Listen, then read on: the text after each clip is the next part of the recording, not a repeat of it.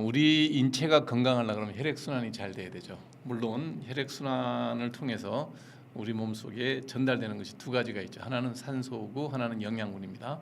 영양분은 체액을 통해서 전달이 되고요. 산소는 헤모글로빈이라고 하는 혈색소를 가지고 있는 적혈구에 의해서 전달이 됩니다. 우리 인체에서 적혈구가 하는 역할을 우리 국가 경제에서 얘기하면 화폐, 머니, 돈이 하는 역할과 유사하다고 보면 맞을 겁니다. 그래서 지나치게 많은 돈을 화폐를 유통시키게 되면 벌어지는 일이 우리 인간의 몸속에서 적혈구가 지나치게 많아지면 벌어지는 질병적인 상황과 아주 유사해서 두 가지를 같이 비교해서 여러분들에게 설명드리겠습니다. 오늘 여러분들에게 설명드릴 내용이 바로 이겁니다.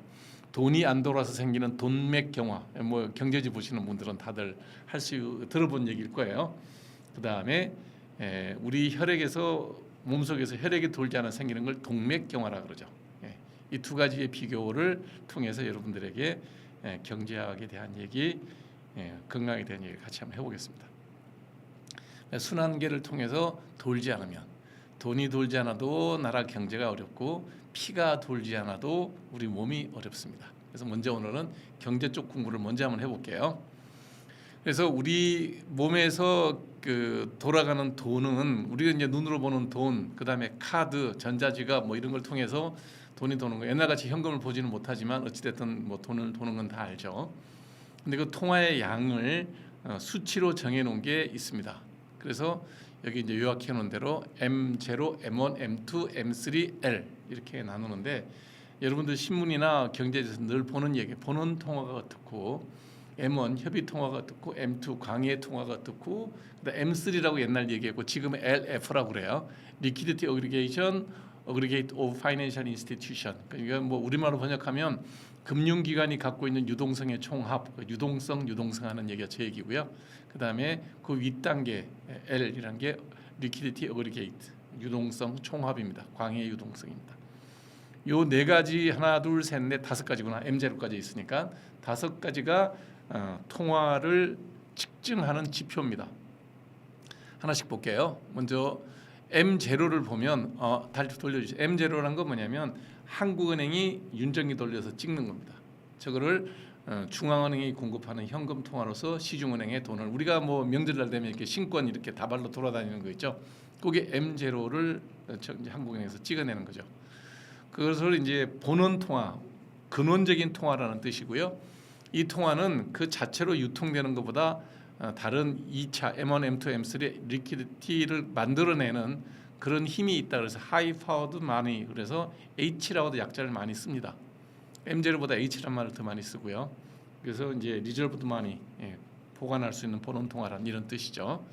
다음 슬라이드. M1은 이게 시중으로 나가요. 시중은행에 나갈 때 그냥 다 내주는 게 아니라 지급 준비율만큼 빼고 주죠. 보통 우리나라 지준율이 7%니까요. 100억을 한국은행에서 예를 들어서 제 주거래은행인 국민은행에 돈을 보낸다 그러면 93억을 주고 100억을 보냈다고 하고 7억은 한국은행에서 봉환을 합니다. 그 이제 93억이 돌고 돌아서 이제 예금을 부가적으로 통화를 늘리게 됩니다. 그건 나중에 뒤에 설명드릴게요. M1은 그 현금 받은 거 더하기 이 현금을 갖고 당장 수표를 발행할 수도 있죠. 그 다음에 보통 예금을 할 수도 있고 자기압 수표를 발행할 수도 있어요. 그러면 그는 현금은 돌지 않고 그냥 신용으로만 도는 거죠. 이런 예금들 언제든지 은행 가서 내밀면 돈으로 받을 수 있는 요구를 예금입니다. 요구를 할 때 돈으로 바로 받을 수가 있어요. 현금과 똑같은 기능을 합니다. 우리가 수표 줄 때 현금으로 생각하죠. 자기압 수표 똑같습니다. 그래서 현금과 동일한 기능을 하는데 돈이 돌지는 않아요. 은행은 여기서 신용 창출을 해내는 거죠. 그래서 유동성은 굉장히 현금하고 똑같이 높고요. 반대로 그 평가를 해보면 액수가 그렇게 많지 않게 나옵니다. 두 번째 다음 슬라이드 볼까요? M2는 그 M1 더하기 2년 미만의 정기적금 정기예금입니다. 금융상품의 정기예금 정기적금 2년 미만. 그 다음에 시장형 금융상품이란 게 뭐냐면 CD, RF 이런 거 있죠. 이런 것들이 환매채, 조건부 채권, 그 다음에 CD 이런 것들이 전부 다 2년 미만짜리. 그다음에 실적 배당은 금융 상품 이런 것들이 전부 다 2년 미만짜리 금융채 은행에서 예금 갖고 자산 운용하기 힘들면 은행 회사채 그러니까 금융채라는 걸 발행합니다. 그렇게 모은 돈을 갖고 또 은행은 자기들이 돈을 빌려주기도 하고 또 투자를 하기도 하고 그러죠. 다 2년 미만짜리 금융 상품은 M1보다는 약간 제한을 받지만 현금화 시킬 때 그리 어렵지 않습니다. 그러나 우리가 계약 기간 안에 정기 적금이나 정기 예금을 해지하게 되면 원금 손실이 조금 있죠. 그래서 유동성이 M1보다는 조금 떨어집니다. 그러나 통화량에서는 이게 차지하는 비중이 크고요. 우리나라에서 M1, M2 비율은 대개 한 서너 배 됩니다. 3배 안팎입니다. 가장 최근 거 통계를 보면 한 3.3배 정도가 늘어나고요. 이게 우리가 말하는 총 통화량이라고 신문에 나오는 건 전부 M2를 얘기하는 겁니다. M2가 우리 시중에 흘러다니는 돈의 총량이다라고 생각하시면 거의 맞아요. 다음 슬라이드. 예전에는 M3라고 얘기했고요. 요즘에는 Liquidity Aggregate of Financial Institution, 은행을 제외한 파이낸스, 그러니까 금융기관입니다. 그래서 M2 더하기 기타 예금 취급기관, 뭐 보험회사가 됐든 증권회사가 됐든 이런 금융회사들, 은행을 제외한 금융회사들이 갖고 있는 2년 이상, 만기가 2년이 넘는 정기예금, 적금, 그다음에 금융채, 그다음에 증권회사 갖고 있는 예수금 이런 것들이 전부 다 LF에 들어갑니다. 예전에는 M3라고 해서 총유동성이라고 그랬는데 이게 이제 기준이 바뀌어서 이거를 정부가 발행하거나 큰 대기업이 발행하는 회사채를 포함하면 L이라 그러거든요. 리퀴디티 어그리게이트라고 그러는데 그거보다 조금 작은 거니까 금융기관, 보험과 증권회사, 은행을 제외한 금융기관이 하고 있는 만들어내는 유동성, 그래서 LF라고 합니다. Liquidity Aggregate of Financial Institution 이렇게 얘기하면 돼요. 이게 현금으로 바꾸는 데는 이제 시간이 많이 걸리죠. 그래서 유동성이 좀 낮아서 이 M3는 묶이는 돈이 많아요. 묶이는 돈이. 그래서 이 LF, M3는 모든 은행, 증권회사, 보험회사 뭐 이런 금융에 관련된 모든 회사들의 총 통화량이다 이렇게 보시면 됩니다. 그래서 뭐 금방 알 수 있죠. 보는 통화보다는 M1이 크고 M1보다는 M2가 크고 M2보다는 M3가 큽니다. 요 M3는 금융 자산으로 묶이는 거다라고 보시면 되죠. 다음 슬라이드. 광의의 유동성이라는 건 뭐냐면 한 그 경제 단체, 그 경제 블락, 우리나라 같은 대한민국이죠. 대한민국에 유통되고 있는 모든 유동성의 총합입니다. 여기는 뭐가 들어가냐면 앞서 얘기했던 LF에다가 금융기관까지 갖고 있던 2년 넘는 금융 상품 더하기 정부나 기업이 발행하는 국공채와 회사채까지 포함하면 이게 L이 됩니다. 이게 이제 우리나라 안에 굴러다니는 어찌됐든 총 통화량은 리퀴디티 어그리게이션, 광의 유동성이라고 얘기할 수 있죠. 당연히 H, M0보다 M1, M2, 뭐 LF, L이 제일 크죠. 그래서 이거는 회사채, 국공채 이런 걸 사면 이게 이제 잘라서 파는 상품 말고요. 내가 국채를 20년 만기 국채를 샀다. 20년 동안 그 돈이 들어가 있는 거지. 이거 바꾸려 그러면 굉장히 손해를 많이 봐야 되죠. 예를 들면 뭐 금리가 국공채 금리가 5% 올라가면 5% 할인하고 국채를 팔아야 돼요. 그러니까 금리가 오르면 국채값은 떨어진다는 말이 요 얘기입니다. 내가 예를 들어서 1억짜리 국채를 샀는데 보통 이제 우리나라 같으면 10년물, 20년물이 있으니까 10년물짜리 국채의 금리가 뭐 5%였던 금리가 10%로 올랐다. 그러면 내가 살 때 5%대 샀는데 10%대 팔면 5% 깎이는 거잖아요. 손해를 보는 거죠. 그래서 금리가 올라가면 국공채 값은 떨어지는 거예요. 그래서 손해를 많이 보니까 금리가 오를 때는 국공채 금리가 오를 때는 안 팔죠. 이런 뭐 차이를 갖고 이제 투자하는 분들도 물론 있지만 그냥 순수한 투자자 입장에서는 손해를 보고 팔 생각이 없으니까 유동성이 굉장히 떨어집니다. 미국 같은 경우에는 30년물 국채도 있거든요. 30년물 미국 국채 같은 경우에는 예를 들면 그런 데잖아요. 할아버지가 100만 불짜리 미국 정부에서 발행한 30년물 국채를 이렇게 액자에 딱 넣어서 딱 걸어놓고 손주가 올 때마다 너 말 잘 들으면 적어줄게 뭐 이런 농담을 한다는 그런 게 이겁니다. 30년물짜리니까 뭐 유동성이라는 건 거의 없죠. 이거 누가 많이 가져가겠어요? 이제 오랫동안 이런 자산을 투자할 필요가 있는 기업은 아니겠죠. 금융회사들 중에 제일 많은 게 연금이나 보험회사들은 그런 걸 사죠. 왜냐하면 장기적으로 쿠폰으로 이자도 받고 국공채 시세에 따라서 또 자기들이 이익을 남길 수도 있으니까 어찌됐든 이런 양들은 광의 유동성인지 일반 시민들에서 이 유동성에 도움을 받을 수 있는 그런 유동성은 아니다 이렇게 보시면 돼요. 다음. 자 이제 이 통화량이 정부에서 그러니까 정부가 아니죠. 우리나라 한국은행이고 미국 같으면 연준이죠. 찍어내는 돈이 보는 통화를 찍어서 그걸 일반 시민이 바로 받아 쓰는 게 아니란 말이에요. 한국은행 가서 여러분들 아무리 돈 달라고 돈 안 줍니다. 은행을 가야 돈을 받죠. 그 금융기관들 우리한테 돈을 준단 말이에요. 그러다 보면 신용이 창출이 돼요. 어떤 과정에 창출이 되냐 그러면 자 100억을 국민은행이 받아왔어요. 지불준비금 7억 떼고 93억을 국민은행이 주구은행이 갖고 와서 이제 우리 같은 병원 하는 사람, 자영업하는 사람, 공장하는 분들에게 대출을 합니다. 대출을 받으면 자 제가 대출을 받았어요. 그래서 이제 병원을 잘 차려서 병원을 하고 있는데 거기서 이익이 남거나 아니면 뭐 여러 가지 이유로 다시 한국은행 국민은행에 예금하기도 하고 다른 은행이랑도 또 거래를 하게 되면서 은행에 돈을 예금을 하게 되죠. 그러면 그 은행에서는 저축을 받고 그 저축을 받은 돈을 다시 또 대출하고 이런 것들이 그 사회가 정지되지 않는 한 무한 반복하게 됩니다. 그래서 원래 발행했던 M0보다는 시중에 돌아다니는 돈이 엄청나게 늘어납니다. 그래서 이제 계산하기 편하게 하려 그러면 그냥 10% 그러면 우리가 일단 끝단을 계산하기 좋으니까요. 예를 들어서 한국은행에서 100억을 찍었어요. 100억을 찍어서 H가 보는 통화라 그랬죠. 100억이에요. 그다음에 신용 승수라는 게 뭐 저기 화폐 승수라 그러기도 하고 여러 가지 이제 표현을 하는데 이 신용 선수는 일반적으로 요즘에서는 꼭 맞지는 않지만 그냥 고전경제학에서는 지급 준비율의 역수분을 곱하면 돼요. 예를 들면 10분의 1이라고 생각하면 100억에 10분의 1이니까 10%니까 10분의 1이죠. 역수는 10배가 되죠. 그러면 결국은 시중에서는 이상적인 상황하에서 완전 고용과 충분한 경제가 돌아간다는 가정하에서는 그게 1000억이 돼서 돌아다니는 거예요. 은행이 10배 신용 창출을 한 거고 은행은 거기를 통해서 이자 수입을 얻는 거예요. 그래서 금융기관들이 돈 장사를 한다는 게 그 얘기입니다. 예전에는 우리나라도 지급 준비율 가지고 화폐량을 조절을 했었어요. 요즘에는 뭐 우리 선진국 우리도 OECD 국가고 그러기 때문에 선진국에서는 지급 준비율 갖고는 거의 건드리지 않아요. 그냥 대부분 그냥 그 금리 시중 금리를 고시를 하죠. 페드에서 이자율을 몇 프로로 했다. 그다음에 우리나라 한국은행에서 한국은행 금융통화위원회에서 이번에 금리를 몇 프로 낮추기로 했다. 요 기준금리를 얘기하는 거거든요.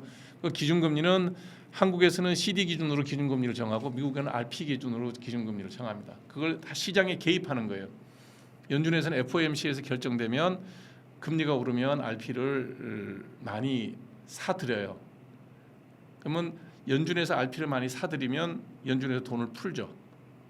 돈을 줘야 RP를 살 수가 있으니까 RP를 사서 시중에다가 달러를 많이 공급하면 금리가 내리는 거죠. 그 금리를 지금 연준 기준으로 4.5%라고 하면 4.5%가 될 때까지 RP를 사들이거나 RP를 팔거나. 근데 돈이 너무 시중에 많아가지고 금리가 너무 4.5% 이하로 뚝뚝뚝 떨어지면 RP를 팔아요. 그리고 돈을 연준이 받아가는 거죠. 이런 식으로 FOMC에서는 공개 시장에 개입을 해서 그 금리를 RP 금리를 맞춰서 시중의 금리를 맞추는 거예요.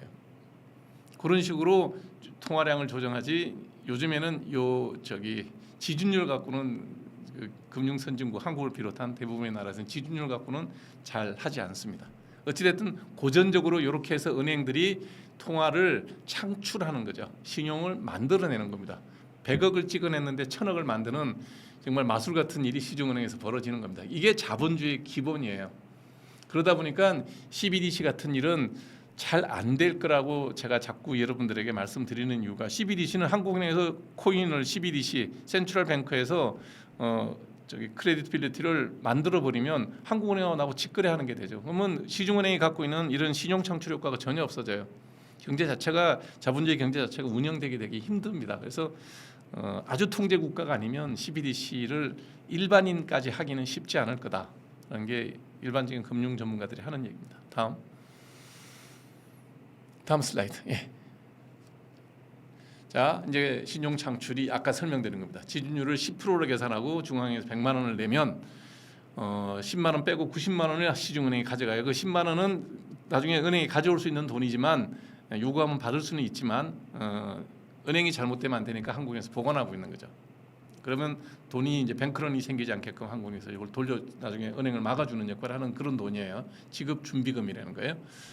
그래서 누군가가 90만 원을 대출을 받으면 다시 90만 원을 은행에 넣어요. 그럼 90만 원에서 10% 9만 원은 지급 준비율로 다시 한국은행에 보내야 됩니다. 그리고 81만 원을 대출하고 81만 원을 받은 사람은 다시 또 10% 8만 천 원을 은행에다 한국은행에다 예치하고 또 내가 돌리고 이런 식으로 끊임없이 이 지급 준비율을 빼서 쭉 돌리면 아까 얘기했던 신용 창출액은 원금 C분의 1-R분의 R 이렇게 하면 900만 원이 만들어지는 거죠. 1000만 원이 되는 거죠. 그래서 이 지급 준비율을 갖고 신용 창출을 했던 겁니다. 캔디님 5만 원이나 보내주셨어요. 감사합니다. 수박 주스 한 잔하고 힘내세요. 네, 고맙습니다. 네, 수박 주스 꼭 사 먹겠습니다. 네, 5천 원이면 사는데 10개를 살 수 있네요. 네, 감사합니다. 다음 슬라이드 볼까요? 자, 이게 이제 통화 승수라는 게 이제 여기서 나오는 거예요. 마니 멀티플라이어로 해서 100만 원, 100억 이렇게 찍어냈는데 이것이 이렇게 돌다가 보면 M1이 되고 M1에서 다시 M2가 되잖아요. 그 요구불 예금 2년 미만의 예금까지 포함하게 되면 그래서 한국은행에서는 분명히 100억을 찍었는데 이게 시중에 얼마나 돌아다니고 있는지를 계량화할 수는 있어요. 계량화를 해보니 이렇게 계산이 되더라는 거예요. 그때 제일 중요한 거 아까 얘기했던 M 통화 승수, 화폐 승수라고 얘기하는 머니 멀티플라이어가 얼마냐가 제일 중요한 거죠. 머니 멀티플라이어에 영향을 주는 M에서 영향을 주는 제가 이걸 못 쓰나? M에 영향을 주는 게 뭐냐면 C 현금 통화 비율하고요. 그다음에 G 지급 준비율입니다. 그래서 멀티플라이어 밑에 분모를 볼 것 같으면 C하고 G가 나오잖아요. 그러면 C가 많아지면 어떻게 되겠어요? 예금을 안 하고 집에다 현금을 갖고 있다는 얘기예요. 한국은행에서 돈을 찍어서 본원 통화를 발행해서 시중은행에 돌아서 내 손에 들어왔는데 그게 내가 돈을 갖고서 은행에 예금을 하거나 시중에 소비를 하면 집에 내가 갖고 있는 통화 비율이 줄어들죠. 계속 돈이 시중에 돌아다녀요. 그러면 어떻게 돼요?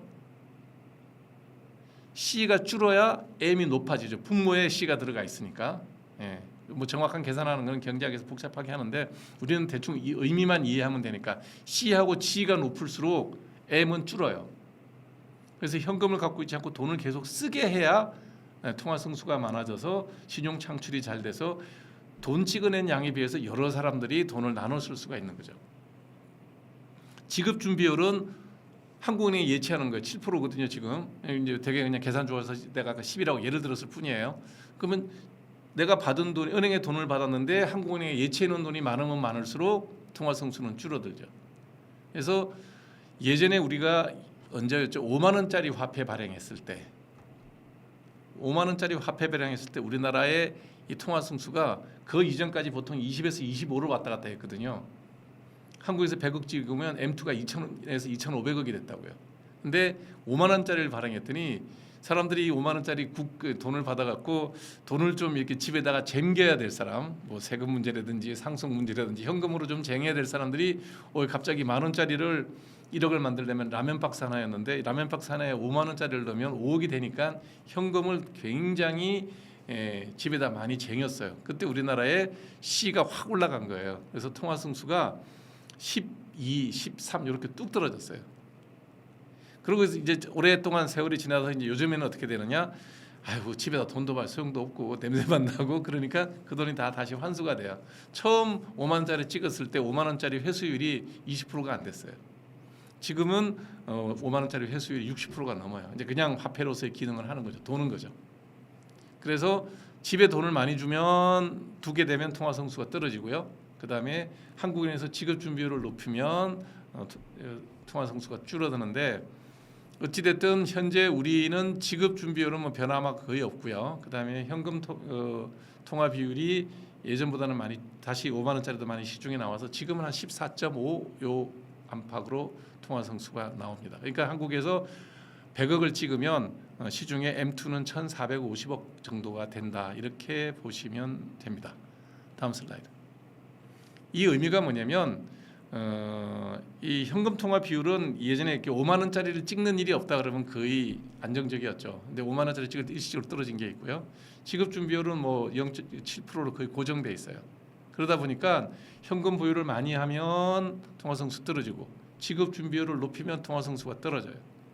그래서 통화 성수는 기본적으로 현금 보유하고 있는 일반 시민들의 의사와 그다음에 정부에서 정하는 한국은행에서 정하는 지급 준비율에 의해서 오르락 내리락 하는데 현금 통화 성수가 줄어들었다는 좀 많이 낮아졌거든요. 2000년 초반에 비하면 거의 한 절반 가까이 뚝 떨어졌는데 이 통화 성수를 줄어드는 요인이 가장 큰 게 뭐냐면 경제 주체는 기업, 정부, 개인이거든요. 기업이나 개인이나 정부가 뭐 정부는 그럴 일은 거의 없지만 기업이나 개인이 현금을 많이 보유한다는 거예요. 현금. 무슨 얘기냐면 시장이 국가 전체에 돌아가는 경제 상황이 마음 편하지 않다는 거예요. 돈 안 쓰고 전부 다 현금을 보유한다는 거죠. 그래서 돈이 돌지 않는다는 의미라고 해석하면 거의 맞아요. 당연히 은행에서는 신용 창출할 수 있는 능력이 떨어지죠. 그래서 우리가 돈 가뭄이 생긴다는 얘기는 이런 통화 성수의 감소하고도 굉장히 연관이 있다라고 보시면 됩니다.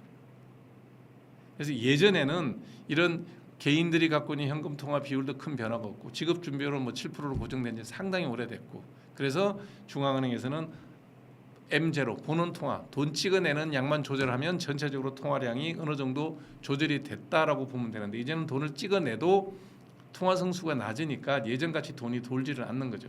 돈이 안 돌면 어떻게 돼요? 말단 우리 피로 치면 손끝 발끝까지 피가 다 안 돌아요.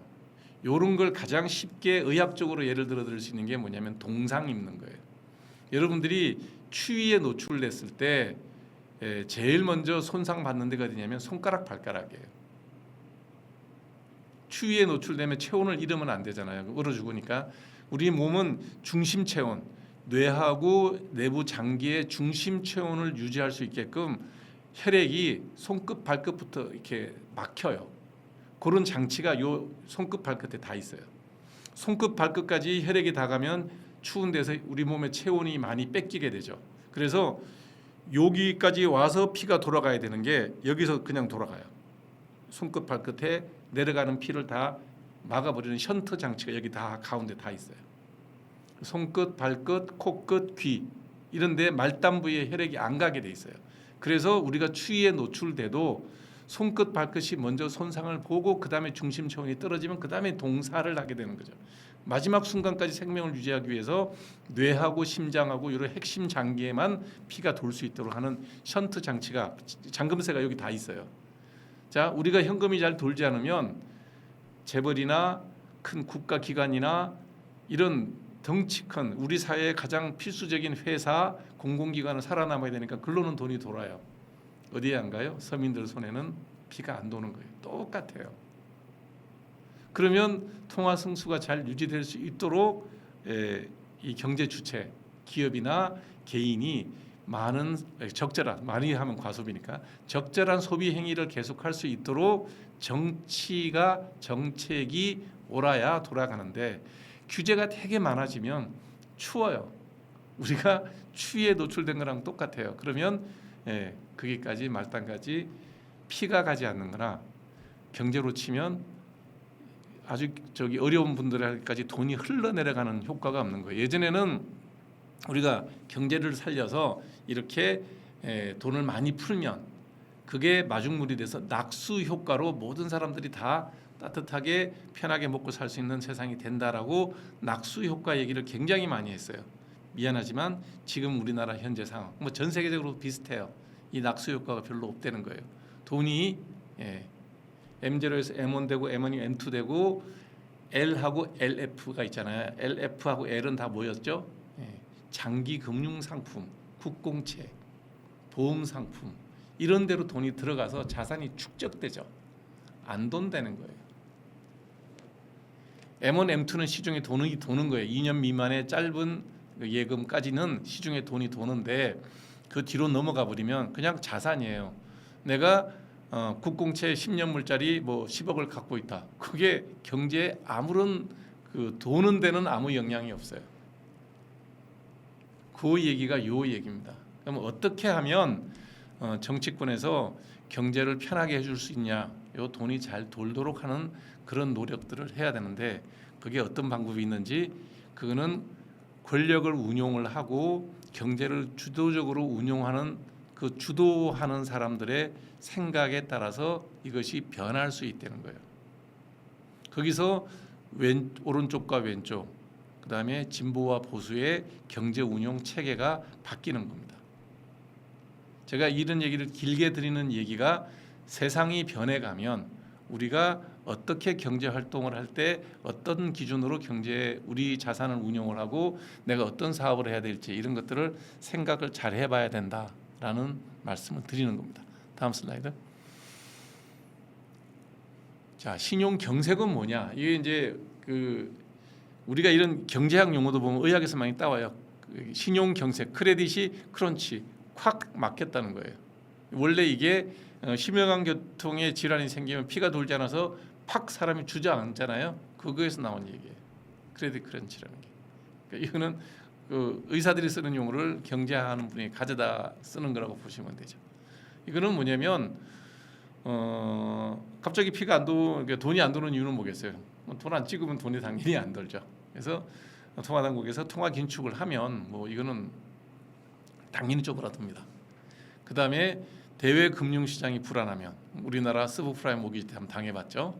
그 다음에 금융기관 자체가 자기가 살아야 되기 때문에 시중에다가 아무리 돈을 정부에서 풀으라고 한국은행에서 돈을 찍어서 금융기관에다가 돈을 M0를 공급해도 지금 상황에서 돈 빌려줬다가는 부도에 되면 은행에서는 전부 다 위험자산으로 해서 처리를 해야 되고 그러면 은행의 BIS 국제결제기준은행 기준으로 8% 9%를 맞추지 못하면 은행 신용 등급이 떨어져요. 그러면 그 은행이 금융채를 발행도 못하고 금융채 발행하려다 그러더라도 뭐 후순위채 같은 거 아예 발행도 허가가 안 나오고 이런 일이 되죠. 우리나라가 옛날에 IMF 같은 게 저 금융기관이 위험 관리를 제대로 안 해갖고 IMF로 몰려갔던 거죠. 그런 상황이 됐을 때 금융기관이 구조조정을 할 수밖에 없죠. 부실 채권을 과감하게 회수를 하고 그러면 시중에 돈이 정말 마르는 거죠. 아까 얘기했던 동상하고 똑같은 상황이 되는 거예요. 되게 추위에 노출되면 손가락 발가락은 잘려 나가서더라도 이 가운데 뇌와 내부 장기는 보호할 수 있게 다 틀어 막아 버리는 거예요. 혈액 순환을. 그럼 거기는 살아남죠. 그러면 우리가 동상을 입어도 그 사람이 회복만 되면 죽지는 않잖아요. 손가락 발가락만 절단이 되는 거죠. 똑같습니다. 그래서 우리 몸이 정상 체온을 유지할 수 있는 따뜻한 주변 환경을 만들어주는 게 누가 할 일이에요? 그게 이제 정부가 그걸 잘해야죠. 근데 잘못하게 되면 외부 환경이 되게 추워지는 거예요. 근데 우리는 GDP 규모에서 절반 이상이 수출과 수입에서 우리 GDP가 만들어지잖아요. 그러니까 외부 환경이 굉장히 취약해요. 그러니까 이제 트럼프 같은 사람이 대통령이 돼서 관세를 매기네 안 매기네 그러면서 이제 공포감을 조성하면 우리 같은 수출 수입을 통해서 부가가치를 만들어내는 이런 작은 규모, 뭐 작은 규모는 아니지만 규모에 비해서 외부에 의존하는 비율이 되게 높아요. 우리나라 GDP의 절반을 수출과 수입에서 우리가 만들어내거든요. 그래서 그런 상황이기 때문에 정말 우리가 너무 추위에 노출되지 않아야 손끝 발끝이 손끝 발끝에 혈액이 공급이 된다. 이건 잊어버리면 안 됩니다. 그래서 우리가 이제 IMF 전후에 제일 먼저 했던 게 대우그룹 파산했죠. 그 다음에 2004년도에 그 IMF를 극복하기 위해서 DJ 정부에서 이제 그 대우그룹을 정리하고 우리나라 이제 구조조정을 심하게 했죠. 뭐 잘 나가는 삼성전자도 그 당시에 전체 인원의 3분의 1 이상, 30% 이상을 구조조정을 했고 뭐 엄청나게 힘들었어요. 사실은 그 세대가 지금의 40대, 50대입니다. 2000년이잖아요. 1999년, 98년 겨울이죠. IMF가 됐을 때 그때 졸업했던 사람들 25세 졸업하고 세상에 나왔는데 아예 공채가 없었어요. 25세 나왔고 지금 25이 딱 40대 후반 50대 초반이에요. 그 세대가 대한민국을 바라보는 눈은 저희 같은 저 나이 또래가 대한민국을 바라보는 눈이랑 완전히 판이하게 달라요. 그거는 제가 지금의 40대 50대가 우리 사회를 부정적으로 일정 부분 부정적으로 볼 수 있죠. 세상이 바뀌어야 된다라고 생각하는 변화를 추구하는 세력이 될 수밖에 없었던 거는, 저는 의사기 때문에 제 친구들 얘기가 되겠죠. 제 친구들 뭐 공부 잘했던 친구들 뭐 서울대나 연대나 고대나 뭐 이렇게 공과대학이나 상대나 간 친구들이 학교 다닐 때 4년 내 공부 열심히 안 했어요. 우리는 낙제가 있으니까 공부를 했지만 그 공과대학이나 뭐 상대 다니는 친구들도 학벌은 좋지만 공부를 그렇게 막 하고 안 했어요. 요즘같이 뭐 취직이 어렵지 않았어요.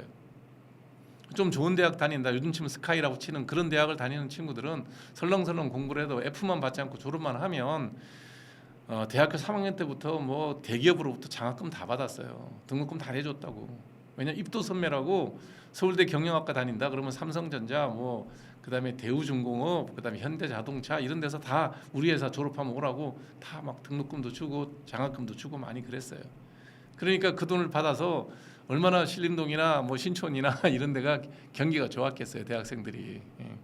부모한테 등록금 받은 거 말고 그다음에 회사에서도 미리 받아, 또 뭐 선배들 장학금도 좀 받아, 그러면 대학교 생활하는데 여유롭게 살았단 말이에요. 그리고 졸업하고 회사 취직할 때 되면 면접 볼 때 그랬다는 거 아니에요. 삼성전자 가서 저기 대우에서 1년 돈 받아 쓴 게 있는데 그거 좀 갚아 주시면 내가 삼성 올 수 있습니다. 이런 얘기도 했다는 거 아니에요.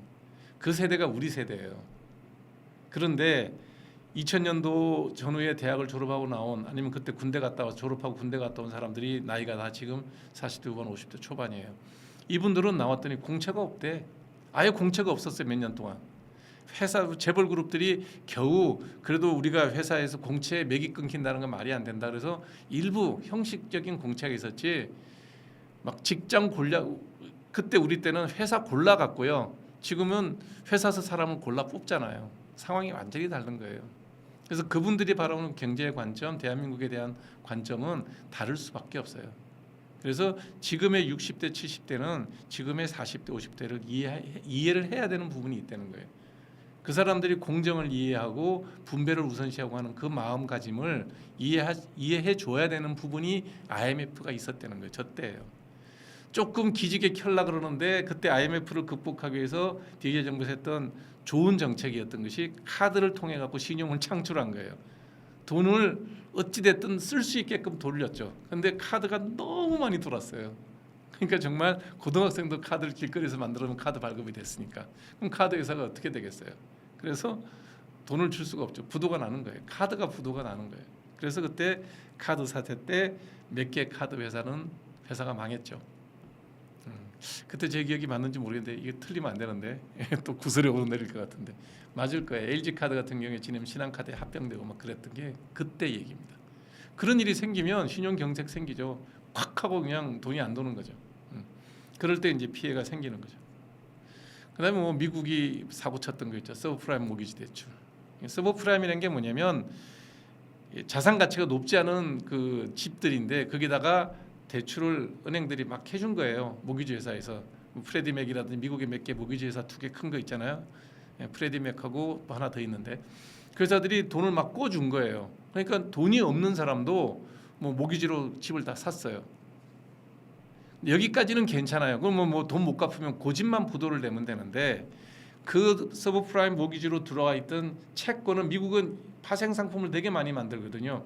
서브프라임에다가 돈을 그 서브프라임 모기지를 발행했던 그 채권을 다시 우량 채권하다고 쪼개기 해서 믹싱을 해요. 좋은 채권과 서브프라임 모기지, 그러니까 좀 부실한 채권을 이렇게 섞어서 2차 상품을 만들어서 전 세계에 팔았던 거예요. 전 세계에.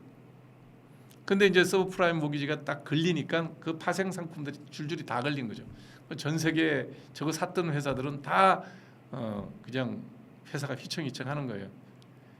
이제 미국 금융가들이 금융 엔지니어링 하는 사람이 쳤던 사고예요. 그러니까 뭐 전 세계가 난리 났죠.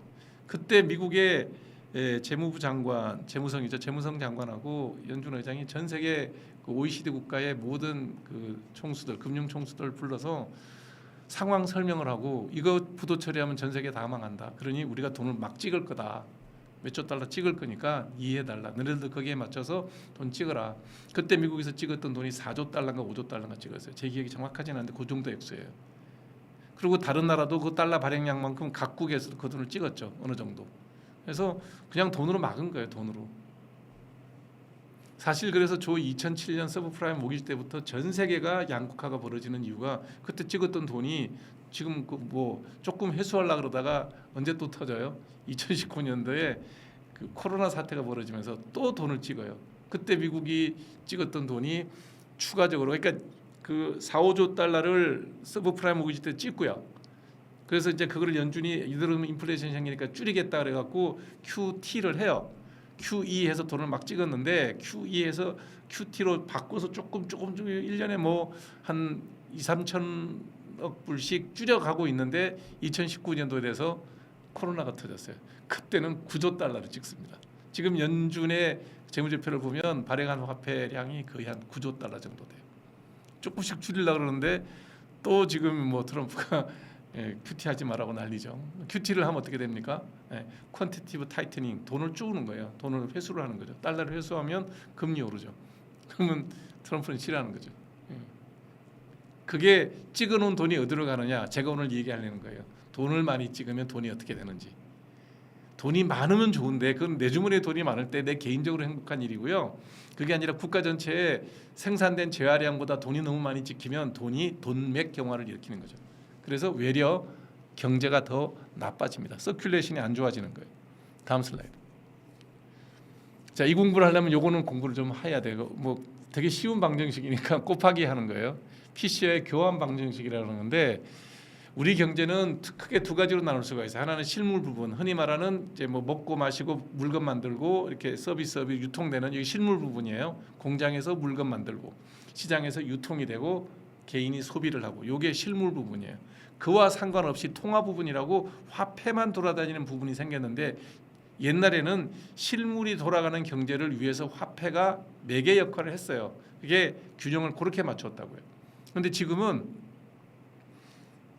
그 통화 부분이 더 커져서 통화가 실물을 지배하는 그런 일이 벌어진 게 이 최근에 이제 경제 상황이죠. 돈이 너무 많아서 돈이 실물 경제를 지배하는 이런 상황이 벌어져 있습니다.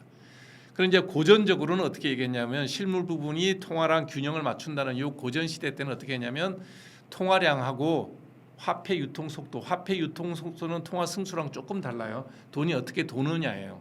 도는 속도, 피가 도는 속도하고 똑같다고 보시면 돼요. 우리가 총 통화량 여기서 통화량은 대개는 M2를 얘기해요. M2 그러니까 광의 통화 2년 미만짜리 정기 예적금이나 회사채를 포함한 그 M2하고 그 M2가 도는 속도 벨로시티입니다. V. 예. 그거는 시중에 돌아다니는 총 상품의 가격 프라이스 그리고 총 그 프라이스의 양하고 똑같다는 거예요. 그래야 맞죠. 그래야 인플레이션이 안 생기죠. 상품의 가격과 총 거래량이 예를 들어 곱했더니 100인데 저 이쪽 통화량과 그 화폐 유통 속도가 200이 되면 당연히 인플레이션 될 거 아닙니까? 대개 그게 균형점을 서로 맞춘다는 거죠. 그게 피셔의 교환 방정식이라는 게 피셔라는 경제학자가 이렇게 되는 것이 국가 경제에서 가장 좋다. 안정적이고 인플레이션 없이 성장할 수 있는. 근데 요 P 곱하기 T를 계산하기가 되게 힘들어요. 그래서 T를 Y로 yield 생산량으로 그게 통계하기 쉽죠. 거래는 힘들지만 거래량을 체크하는 게 힘들지만 생산량을 체크하는 거는 통계 잡기가 쉽대요. 그래서 경제학에서는 P 곱하기 Y로 얘기하는 경우도 많아요. 그래서 MV는 통화량 곱하기 통화가 도는 속도는 그 사회에서 만들어지는 P 가격과 yield 총량을 곱한 거하고도 똑같아. 그러면 가격 곱하기 Y를 하게 되면 그게 뭐냐 그러면 명목 GDP랑 똑같습니다. 그래서 이제 MV는 명목 GDP랑 똑같다. 이렇게 계산하는 방식이에요.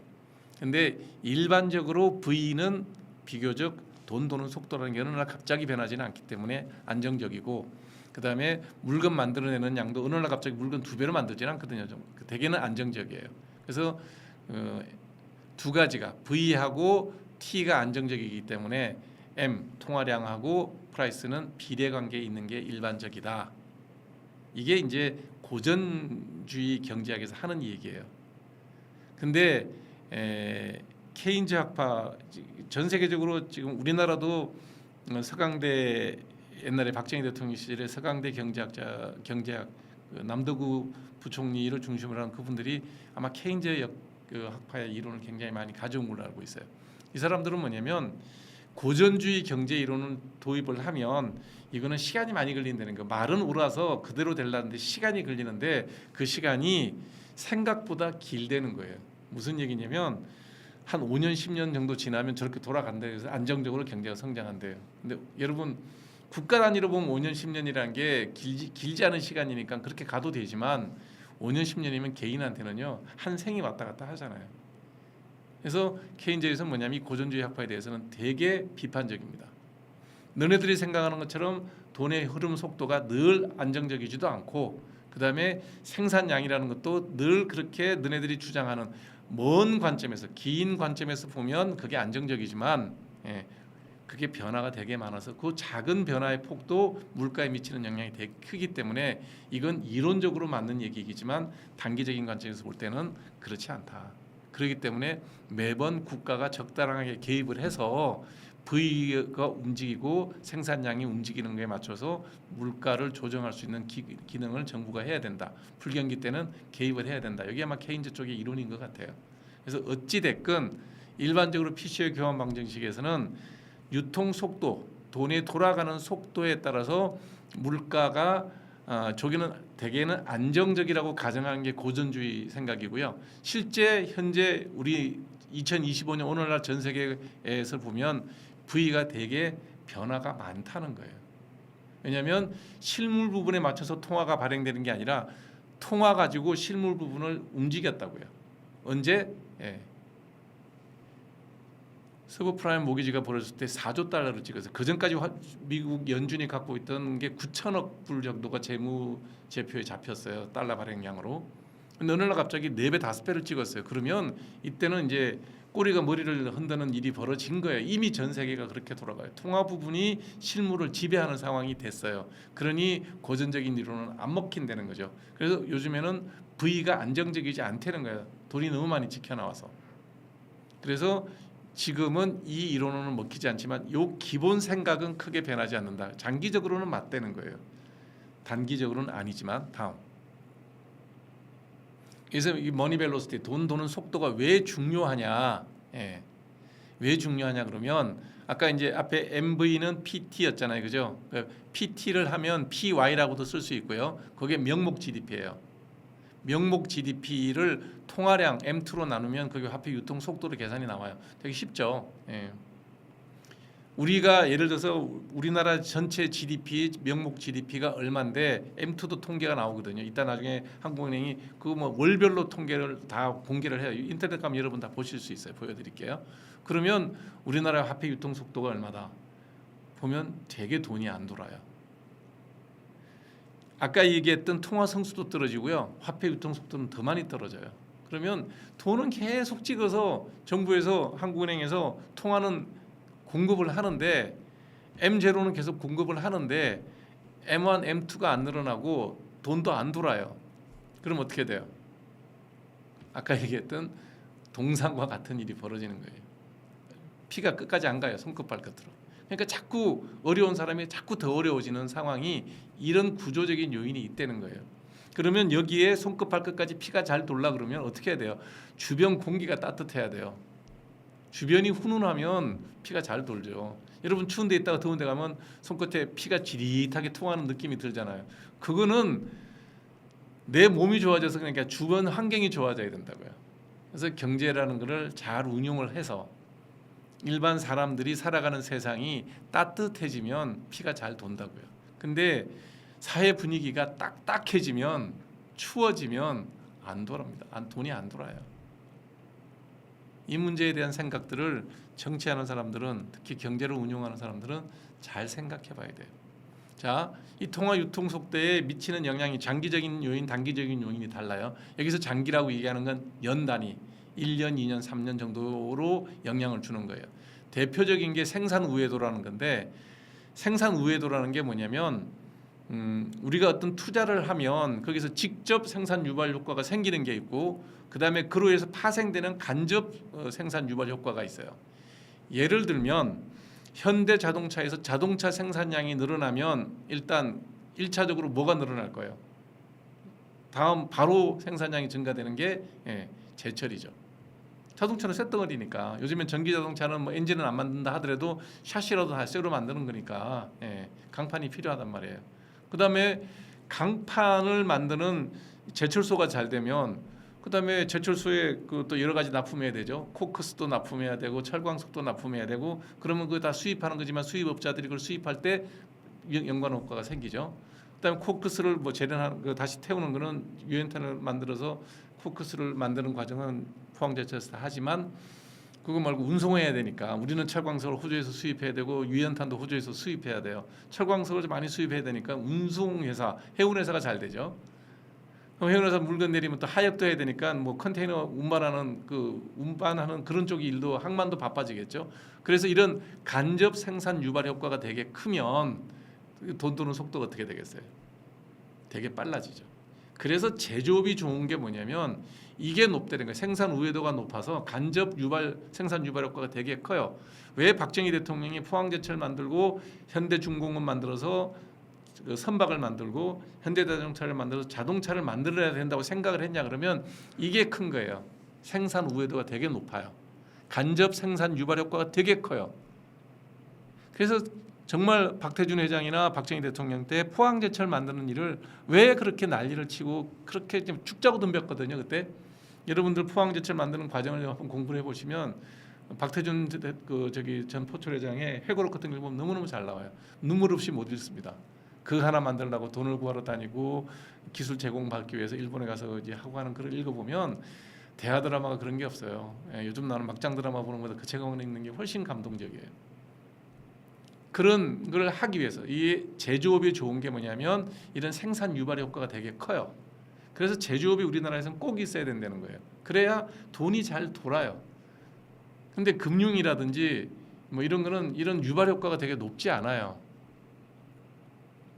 그다음에 이제 두 번째 영향을 주는 게 뭐냐면 경제 주체들끼리 거래하는 관습이 어떠냐에 따라서 이게 달라지죠. 옛날 같으면 이게 전부 다 우리가 뭐 6개월짜리 어음을 주고 그랬잖아요. 요즘은 현금으로 바로 주거든요. 그것도 예전에는 뭐 6개월짜리 어음, 1년짜리 어음 주고 그러면 이 유통 속도가 빠르지 않죠. 쥐고 있어야 되니까. 요즘엔 다 뭐 한 달 지나면 두 달 지나면 다 바로바로 결제되니까 그런 건 우리가 좋아졌죠. 단기적으로는 금리가 오르면 어떻게 될까요? 금리가 오르면 돈이 도는 속도가 느려지죠. 금리가 내리면 빨리빨리 돌죠. 그다음에 물가 상승률이 오를 것 같으면 돈이 잘 안 돌죠. 물가가 안정될 것 같으면 잘 돌죠. 그다음에 뭐 경기가 좋아질 것 같다, 잘 돌죠. 그다음에 예금제도 같은 경우에도 뭐 이렇게 장기적인 예금이 좋으냐, 단기적인 좋으냐 이런 여건들에 변해서 빨리빨리 돈에 도는 속도인데 지금은 돈이 잘 돌아야 될까요? 돈이 도는 걸 인플레이션을 막기 돈이 도는 걸 막아야 될까요? 당연히 돈이 잘 돌아야 됩니다. 왜냐하면 뭐 저도 약간의 자산을 갖고 있는 사람이지만 이 돈을 쓸 수 있게 해줘야 돼요. 이 돈이 밥도 사 먹어야 되고 뭐 옷도 좀 사 입어야 되고 국내 경기가 좋아지게 또 여행도 다니고 해야 되는데 그냥 다들 분위기가 어두워. 그냥 집에 있을래. 이렇게 돼버리면 돈이 안 돌잖아요. 돈을 잘 돌릴 수 있게끔 주변 환경이 따뜻해야 된다니까요. 그러니까 햇볕 정책을 펴야지 우리 경제가 살지. 이놈들 봐라, 바람을 많이 불면 다 뭉켜지고 이러고 있단 말이죠. 그게 경제예요, 경제.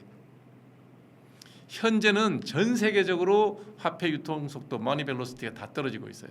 왜 그러냐? 자, 근본적인 원인은 그 미국 사람들이 저질러 놓은 거예요. 한국은 또 그 뭐 우리가 또 저지른 IMF도 있지만 전 세계 달러가 9조 달러가 늘어나는데 그 사이에 세계 경제가 9천억 불에서 9조 달러로 늘어나지는 않았거든요. 10배 성장하지는 않았어요. 근데 돈을 서브프라임 모기지 때 한번 4조 달러, 5조 달러 찍고요. 미국 연준 그래프 보시면 이렇게 두 번 올라가요. 근데 두 번째 올라갈 때는 그게 이제 저기죠. 코로나를 극복하기 위해서 돈으로 그냥 찍어서 돈 찍어서 그냥 줬어요. 미국 같은 경우에는 식당 하는 사람이 내가 연 매출 예를 100만 불 정도를 했던 그런 좀 중형의 식당을 했는데 손님 못 받게 했잖아요. 다 출입 금지, 뭐 외출 금지, 몇 명 이상 못 모이게 하는 거 다 미국도 그런 거 많이 했거든요.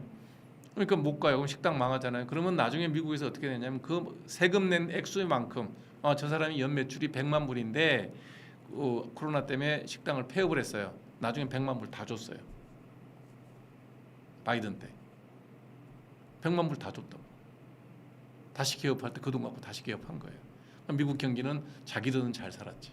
9조 달러 찍는 사이에 다른 나라들은 그게 맞춰 자국화폐를 찍었지만 미국만큼 경기가 살아남지를 못했죠. 중국 같은 경우에는 아예 그냥 아파트를 다 틀어막아 버렸잖아요. 배달 음식 외에는 못 먹고 누구 하나 그 동에서 환자 하나 생기면 아파트 전체를 동 전체를 블락킹 해버렸어요. 그러니 뭐 경제가 완전히 망가진 거죠. 사실 중국 경제가 지금 안 돌아가는 이유는 그때 그 지나치게 코로나 때문에 방역을 너무 심하게 했죠. 그래서 내수 경기가 다 죽어버렸죠. 그때 미국은 달러를 많이 찍었고 그때 찍힌 달러가 아까 앞서 얘기했죠. 경제는 두 부분이 있다 그랬잖아요. 통화와 실물이 있다 그랬잖아요. 실물 경제는 안 좋은데 통화만 잔뜩 늘어났어요. 어떻게 되겠어요? 돈이 돌지를 않아요. 돌 데가 없는 거예요. 돈을 아무리 찍어서 줘서 밥 한 그릇 사 먹고 옷 한 벌 사 입고 여행 안 다니고 그냥 이렇게 갇혀서 컴퓨터 좀 사고 할 일이 없으니까 집에서 컴퓨터 바꾸고 뭐 카메라 바꾸고 요런. 그래서 우리나라가 그 당시 전자산업이 되게 잘 됐잖아요. 반도체 경기도 좋았고. 왜냐하면 이런 거 집안에서 혼자 할 수 있는 일들만 잘 된 거예요. 우리나라 제조업 수출이 되게 많이 늘어났어요. 그때 그 코로나 때. 그러다 보니 돈이 돌고 나면 이제 그 돈이 어디로 갔겠어요. 컴퓨터 샀으니까 삼성자도 돈 벌었고 뭐 그다음에 핸드폰 바꿨으면 누가 돈 벌었고 이런 식으로 돈을 번 회사들이 전 세계 몇 개 다국적 기업하고 플랫폼 기업들은 잘 됐죠. 그 돈이 다 몰려갔어요. 그 돈을 가지고 그 사람들이 뭘 해요? 금융 거래만 늘어나는 거죠. 있는 회사들끼리만 거래를 하니까. 그래서 금융 자산이 있고 거기에 파생되는 부분에서 일했던 사람들이 자산이 만들어져요. 이 사람도 돈을 아무리 많아도 하루에 밥을 30끼를 먹지는 않잖아요. 내가 아무리 돈이 많아도 금에다가 이제 금가루 갖고 밥 비벼 먹지는 않잖아요. 돈이 돌래야 아무리 비싼 거 먹어봐야 10만 원짜리 먹으면 끝이에요. 그것도 하루에 3번 못 먹어요. 소비가 안 되는 거예요. 그 사람들은 자산을 많이 가져요. 돈을 많이 가져요. 그 돈을 갖고 뭐 해요? 도는 게 아니라 M1, M2가 되는 게 아니라 LF 이쪽으로 돈이 다 가요. 그래서 금융 거래가 늘어나서 금융 자산이 늘어나는 거예요. 그 다음에 우리나라는 그 돈이 또 어디로 많이 가요? 네, 아파트로 많이 가요. 부동산으로 몰리는 거죠. 그러니까 자 아파트를 갖고 있다고 거기서 돈이 돌아요? 안 돌죠. 뭐 임대료 나오는 정도밖에 없는 거예요. 임대료도 2채 가지면 또 뭐라 그러니까 세금 많이 낸다 그러니까 전부 다 똘똘한 아파트 한 채. 집값 오른다는 강남 서초 뭐 서울 강남 3구. 요즘은 조금 더 이제 그게 파생이 돼서 서울시 수도권 인근. 지방은 아예 그 아파트 다 팔아 치워버렸기 때문에 2채 있는 사람도 다 팔았잖아요. 돈이 없어요. 돈이 어디에 모여요? 서울에 이런 아파트에만 우리나라는 돈이 몰렸죠. 지금도 그래서 아파트가 오르는 거예요. 늘어난 돈이 그게 투자가 돼서 제조업 공장이 늘어나고 서비스업에 다시 뭐 이렇게 밥 사 먹으러 다니고 뭐 골프도 치고 이래야 되는데 그게 다 싹 잠겨버리고 그냥 몇 군데만 되는 거예요. 그게 왜 그러냐? 돈이 돌지를 않고 몰려 있는 돈이 금융 자산화돼서 자산이 채권이나 회사채나 이런데 다 장기 상품이에요. 아까 얘기했던 LF 그다음에 L 리퀴디티 어그리게이트에 돈이 몰려버리는 거예요. 어그리게이트라는 게 총량이라는 뜻도 있지만 덩어리라는 뜻도 있어요. 리퀴디티가 덩어리가 되어서 원래 용어에서 쓸 때는 리퀴디티 유동성 어그리게이트 총합이란 뜻인데 어그리게이트를 다른 뜻을 찾아보시면 덩어리란 뜻도 있어요. 덩어리가 됐으니까 돌지는 않아요. 그냥 굳어버리는 거예요. 그걸 갖고 있는 사람은 부자죠. 근데 쓸래야 쓸 돈이 아니야. 안 돌아요. 머니 벨로시티가 뚝뚝뚝 떨어지는 거예요. 이게 전 세계적으로 다 똑같습니다. 한국은 심합니다. 다음 슬라이드. 그래서 이게 2024년 거는 통계가 나온 게 없어서 제가 따로 계산해서 다음 슬라이드 보여줄 건데 우리나라 통화 성수가 2018년도만 해도 15예요. 15. 2022년도에는 쭉 내려가 가지고 저기 14까지 됐어요. 여기 뚝 떨어진 게 요때 그러니까 25에서 15로 이렇게 뚝 떨어질 때 조은절이가 아마 5만 원짜리 돈 찍었을 거예요. 그 뒤로도 그냥 쭉 계속 하향 추세고요. 지금 어제 내가 계산해 봤더니 14.5 정도 되더라고요. 그 이제 14 정도가 우리나라의 통화 승수예요. 그러니까 한국은행에서 100억 찍으면 1,450억의 M2가 만들어진다 이렇게 보시면 돼요. 그다음에 이제 통화 유통 속도 벨로시티예요. 유통 속도를 볼 것 같으면 저게 2000년대 초반에는 그래도 저기 거의 한 1점 얼마 됐었어요. 지금은 0.62, 2020년도 0.6이었고요. 어제 내가 계산해 보니까 0.61이더라고요. 0.61. 그러니까 안 도는 거예요. 자, 아까 그 벨로시티 계산할 때 어떻게 계산한다 그랬어요? 저기 GDP를 M으로 나눈다 그랬잖아요, 그죠? 그러니까 돈이 한 바퀴가 안 도는 거예요, 한 바퀴가. GDP만큼의 돈이 안 도는 거예요. 화폐 발행량은 되게 많은데 화폐 발행량이 GDP보다 적어요. 많아요. 그러니까 0.5라고 계산하면 화폐 발행량은 예를 들어서 2,000조를 발행했는데 GDP는 1,000조밖에 안 되는 거예요. 그게 0.5가 되는 거예요. 0.5, 우리는 0.61이긴 하지만 산수가 약해서 되게 그러니까 2,000조 정도의 화폐 발행량이 되면 GDP가 그 1조 2천억 정도밖에 안 된다는 거죠. 되게 그래도 미국이나 선진국 보면 여기 1이 좀 넘어요. 한 1.3, 1.5 정도 돼요. 너무 돈이 안 돈다는 거예요, 우리나라가. 다음 슬라이드 볼까요? 다음. 어제 제가 이제 통화 승수를 이게 2025년도 통계입니다. 2025년도 4월 달이니까 엊그저께 달 계산 2024년도 마지막 통계인가 정말 기억이 안 나네. 하여튼 뭐 큰 차이는 없어요. 통화 성수를 계산해 보면 우리 M2가 4,183조인데 보는 통화 한국인이 찍어낸 돈은 279조예요. 그래서 15 정도 되죠. 14.98 정도 되고요. 우리나라 명목 GDP가 저기 2,549조 원이고요. 그때 그 2024년 마지막에 우리나라 총 통화량이 4,000조가 좀 4,183조예요. 그러니까 M2가 찍어낸 총 통화량이 한 바퀴는 돌아줬으면 우리나라 연 명목 GDP가 4,000조가 되죠. 그러면 국민이 좀 다들 좀 더 행복해질 수 있죠. 돈이 잘 돌면. 안 돈다는 게 문제예요. 저거 돌리려고 애를 써야지 찍어내는 데만 신경 써갖고는 안 된다는 거예요. M1, M2를 아무리 늘려봐야 GDP가 안 늘어나는 이유가 돌지 않는다는 거죠. 지금 제가 이 얘기를 왜 길게 하는지를 여러분들이 눈치 빠른 분들은 알 거예요.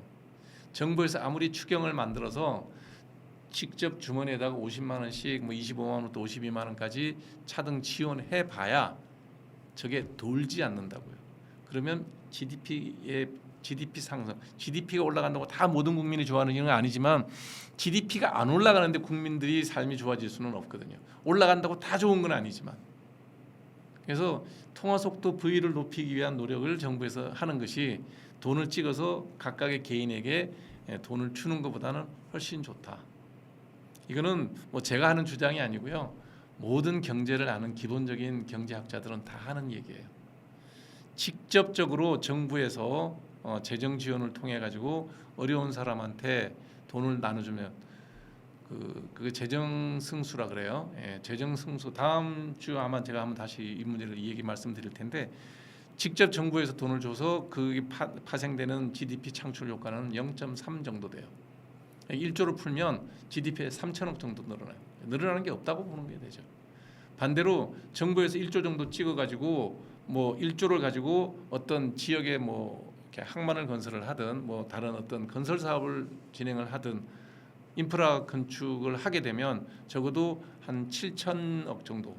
그러니까 재정 승수가 1은 안 되지만 그래도 훨씬 2배 이상 높아요.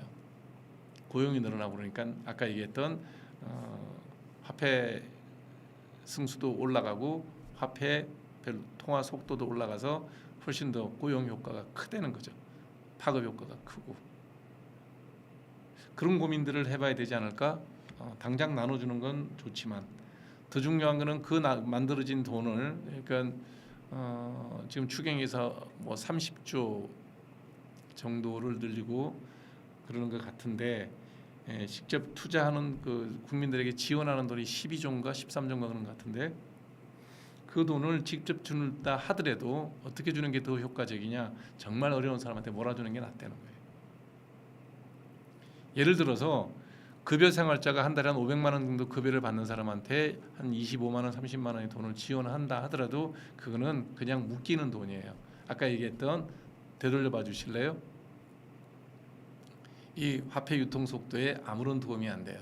통화 승수에도 아무런 도움이 안 돼요. 그러니까 파급 효과가 별로 없다는 거예요. 어려운 사람한테 주면 정말로 어려운 사람한테 50만 원을 있는 사람과 없는 사람한테 그냥 대충 양보해서 그치게 표현하면 50만 원 똑같이 50만 나눠줬다 그러보다 있는 사람한테 하나도 안 주고 없는 사람한테 100만 원 주는 게 그나마 유통 속도를 올리고 통화 성수를 올리는데 돈이 잘 도는데 도움이 된다는 거죠. 그게 훨씬 더 낫다. 저는 그래서 이미 뭐 정부에서 정해진 일이고 뭐 나 같은 사람이 얘기한다고 바뀌지는 않겠지만 한 번에 끝날 일이 아니고 지원이라는 게 당장 어려운 사람들한테는 한 번에 일회성 지원으로 그게 나아지지 않을 거예요. 또 추가적인 지원이 필요한 상황이 온다면 그때는 냉정하게 하위 몇 % 끊어서 거기다가 몰빵하는 게 국가 경제를 위해서는 낫다는 거예요. 물론 그분들은 큰 도움이 되죠. 그럼 나머지 분들은 서운하지. 국가에서 돈 나눠주는데 왜 나는 안 줘? 이런 서운함은 있지만 그 돈 없어도 살아갈 수 있는 사람한테는 안 주는 것이 같은 돈을 쓰더라도 훨씬 더 효율적이고 지원받는 사람한테도 도움이 크게 되고 그 다음에 그 돈이 지원받은 사람은 그게 바로 생활에 다 쓰이게 돼 있어요. 왜냐하면 그 돈이 생활비니까. 근데 여유 있는 사람은 그냥 쓰기는 하겠지만 예를 들어서 500만 원 벌이를 가진 사람이 50만 원을 받았다고 550만 원 쓰지 않아요. 그냥 자기 쓰는 원래대로의 뭐 한 생활비 300만 원을 그냥 쓰죠. 50만 원은 그냥 저축될 거예요. 그러면 통화 성수는 조금 올라가겠네. 근데 화폐 유통에는 전혀 도움이 안 돼요. 손끝 발끝에 피가 안 간다는 얘기죠. 다음 슬라이드. 자, 요게 2020년도 자료밖에 없어서 갖고 온 건데 2019년도까지 주요국의 화폐 유통 속도를 한번 볼게요. 연합인포에서 있는 자료 그냥 갖고 왔는데 옆에 있는 그래프 말고 그냥 왼쪽에 있는 그거를 보세요. 화폐 유통 속도는 명목 GDP를 M2 광의의 통화로 나누면 나오는 거예요. 앞서 이제 우리가 쭉 한번 공부했던 거예요. 한국은 보면 2006년도에 0.86에서 2019년도에 0.66으로 떨어져요. 지금은 0.61로 떨어졌어요. 그래서 감소율이 무려 23.45%입니다. 미국도 보면 2.01에서 1.45로 떨어집니다. 근데 이게 2019년 이후에 미국의 돈을 왕창 찍어내면서 미국도 더 떨어져요. 1.45가 아니라 1.12까지 떨어졌다가 요즘 미국이 1.3 얼마 정도 나오더라고요. 통계 보니까. 그러니까 이게 화폐 발행량이 늘어나면 돈이 안 돈다는 거예요. 화폐 발행량이 늘어나면 돌 필요가 없죠. 바로 돈이 있으니까. 근데 그 돈이 뭐 예를 들어서 빨리 좀 돌아줘야 되는데 그러니까 뭐 1년에 한 5바퀴는 돌아줘야 되는데 전혀 돌지를 않고 1년에 한 바퀴밖에 안 돌아. 1년에 뭐 미국은 1.45바퀴를 돌고 한국은 0.66바퀴를 돌아요. 그래서 굉장히 많이 줄었다는 건 옆에 있는 그래프도 다 화폐 유통 속도 보시면 메뉴에 있게 한국, 그다음 옆에 있게 미국, 일본, 영국, 독일, 중국 6개 나라 그래프 보시면 아시겠지만 매년 다 줄어요. 어찌됐든 계속. 무슨 얘기냐? 돈을 너무 많이 찍어서 그래요. 그러니까 통화량을 아무리 늘려도 MV라 그랬잖아요. 통화량하고 화폐 유통 속도 꼭 곱한 게 GDP 명목 GDP에 바로 영향을 주거든요. 근데 M을 아무리 늘려봐도 V가 저렇게 줄어들면 GDP 개선에 별로 도움이 안 된다. 그러니까 중앙은행이 하고 있는 통화 정책이라는 것이 중앙은행에서 돈 풀자마자 바로 은행 한 바퀴 돌고 바로 들어온다는 얘기예요. 통화 정책이 별로 일반 서민들의 삶에 실효성이 별로 없다. 아무리 통화를 공급을 해도 그게 손끝 발끝까지 피가 안 간다. 주변에 너무 냉기가 돌아서 혈관이 수축이 돼서 안 돈다. 똑같은 얘기예요. 이렇게 감소하는 이유가 뭐냐면 이게 계란이 먼저냐 닭이 먼저냐 얘기일 수도 있는데 전체적으로 전 세계가 이제는 산업화가 굉장히 다 평균적으로 많이 진행됐죠. 그래서 성장이 떨어지고 있다. 뭐 전 세계적인 현상이에요. 아니, 저희가 60년대생, 한국은 60년대생, 미국은 60년대가 미국의 골든 에이지예요. 우리는 80년대, 90년대가 우리 세대가 이제 그때 사회생활하면서 골든 에이지 시대를 누렸죠. 미국도 그 이후로는 꼬꾸라들기 시작했고 한국도 그 뒤로는 뭐 꼬꾸라들지는 않지만 어찌됐든 다 정체기에 들어선 거죠. 성장률이 낮죠. 그리고 돈을 아무리 찍어도 이 V가 떨어지니까 돈이 빨리 안 도니까 어떻게 됐어요? 물가도 안 올라요. 게다가 중국이 전 세계 공장 노릇을 하면서 아무리 돈을 많이 찍어도 물건은 계속 싸요. 왜냐하면 물품가가 계속 낮게 공급이 되니까. 그래서 사람들이 돈은 많이 찍었는데도 물가는 별로 안 올라서 그냥 인플레이션 없이 화폐를 많이 찍어낼 수 있었던 요인 중에 하나가 중국의 공도 크다는 거예요. 요즘 우리나라에서 반중 정서가 되게 강하기도 하지만 제조업은 우리하고 경쟁이 되지만 글로벌리 보면 스프라이 체인에서 중국이 했던 긍정적인 역할, 인플레이션, 전 세계 인플레이션이 9조 달러를 찍었으면 난리가 났어야 돼요. 근데 그렇게까지 안 오르잖아요. 그 이유는 그런 것도 있다는 거죠. 어찌됐든 전 세계적으로 화폐 발행량이 늘어나면서 통화량이 늘어나면서 화폐 유통 속도가 떨어지고 그래서 GDP 개선하는데 GDP를 올리는데 화폐 발행량이 별다른 영향을 주지도 못하고 도움도 주지 않고 그것 때문에 외려 많이 발행되는 화폐가 자산 시장의 거품만 잔뜩 만들어서 더 어렵게 그다음에 이제 일반 같은 그 사회에 살아가는 한 국가 내에 살아가는 사람들과에서는 위화감이 조성이 되죠. 누구는 집을 갖고 있는데 뭐 20억이래.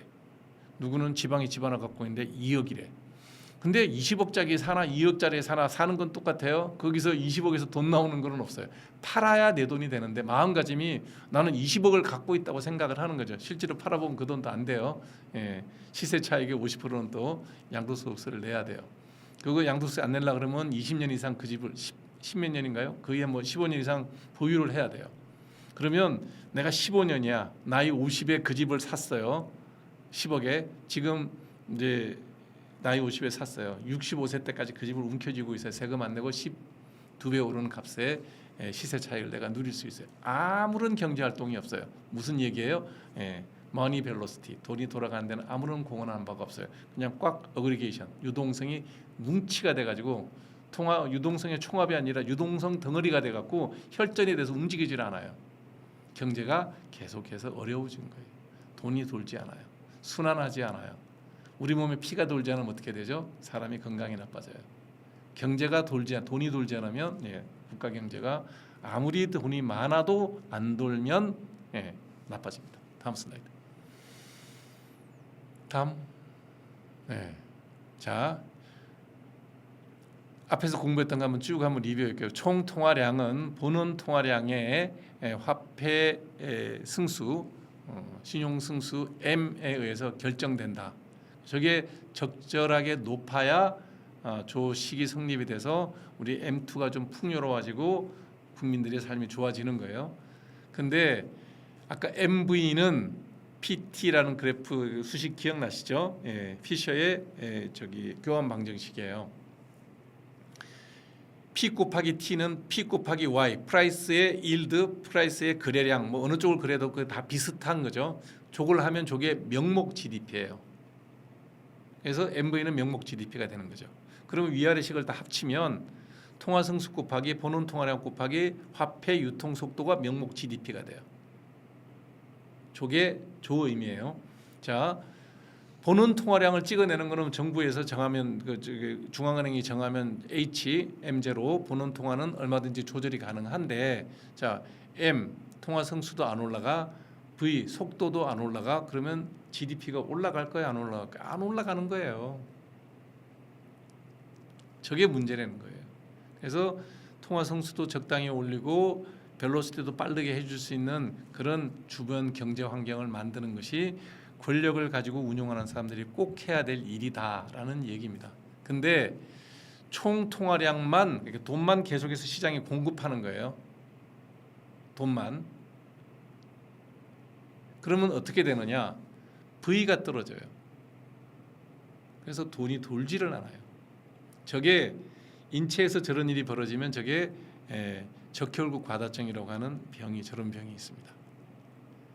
혈구가 되게 많아지면 적혈구가 없으면 그게 빈혈이에요. 여러분들 맨날 피 검사할 때 헤모글로빈, 헤마토크릿 그렇게 해서 HB, HCT라고 딱 숫자가 2개 뜨면서 그거 보고 여성분들의 경우에는 식사 좀 많이 하시고 철분제 드셔야 됩니다. 혈색소 수치가 너무 떨어졌습니다 하는 그 혈구예요. 그 적혈구가 너무 많으면 피떡이 돼가지고 혈관을 막아버려요. 돈이 안 돌아요. 우리나라에서도 다른 선진국이 다 매한가지예요. 화폐량을 늘려버리면 그게 덩어리가 돼갖고 돌아야 될 때 돈이 안 가고 컥컥 막 군데군데서 혈전을 만들어요. 돈 덩어리가 돈의 흐름을 막아버린다고요. 그게 돈맥경화예요.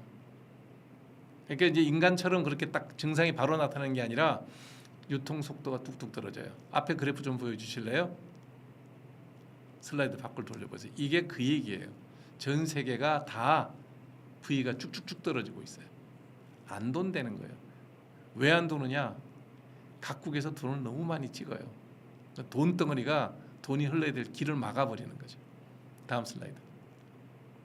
그래서 이때 늘어난 돈이 돌지를 않고 어그리게이션, 유동성 어그리게이션이 되면 덩어리가 되면 총 통화량의 좋은 뜻이 아니라 총 유동성 총량이 아니라 유동성 덩어리가 돈이 몰려서 주식 시장에 가고 그다음에 채권 시장에 가고 부동산에 몰려갑니다. 그리고 아까 얘기했던 통화 경제가 아니라 실물 경제에는 돈이 안 돌아요. 그냥 아까 경제는 2가지가 있다고 했죠. 부분이 통화 부분과 실물 부분이 있다고 그랬잖아요. 실물 경제가 돌지 않아요. 그러니 살기가 팍팍한 거예요. 근데 누구는 보니까 주식이 얼마를 갖고 있대. 누구한테 얘기 들어보니까 채권 시장에서 큰 손이래. 누구는 부동산이 어쩌고 저쩌고 이 얘기가 들려요. 그러면 마음이 어떻게 되겠어요? 저런 걸 갖지 못한 사람. 그래서 젊은 사람들이 저렇게 자산 투자를 할 만한 돈이 없으니까 소액을 갖고 하고 있는 자산 투자가 뭐예요? 그게 코인 시장이에요. 전 세계 코인 시장은 뭐 예를 들어서 주식이나 채권이나 부동산에 가려면 최소 5억 10억 원 있어야 될 거 아니에요. 물론 주식은 500만 원 갖고도 할 수 있지만 채권이나 부동산은 덩어리가 기본적으로 억 단위예요. 그런 돈이 없는 젊은 사람들은 코인에 투자를 하는 거예요. 자산이 그거거든요. 거래할 수 있는 자산이. 중국 같은 경우에는 이게 뭐 1g짜리, 2g짜리 이게 금 덩어리도 아니죠. 어떻게 새똥같이 작은 금도 금으로 거래한다는 거예요. 왜? 젊은 사람들이 그 돈밖에 없으니까. 그러니까 금을 한 돈, 두 돈으로 파는 게 아니라 뭐 1g, 0.5g 이런 식으로 판다는 거예요. 그게 다 자산 시장이에요. 실물 경제에 돈이 안 와요. 돈은 많은데 실물 경제에 돈이 안 오면 돈을 가진 사람들끼리 돈을 돌리기 때문에 어려운 사람들이 힘든 거예요. 지금 뭐 여러분 지금 가로수길 같은 거 서울을 예를 들면 부산의 남포동 지난번 선거 때 내가 남포동 서면 몇 군데 가서 선거운동할 때 같이 가보니까 텅텅 비었어요. 거기 부산의 뭐 제일 핵심이거든요. 핵심 상권 있잖아요. 서울의 가로수길 가보세요. 텅텅 비어 있어요. 실물 경제에 돈이 돌지 않아요.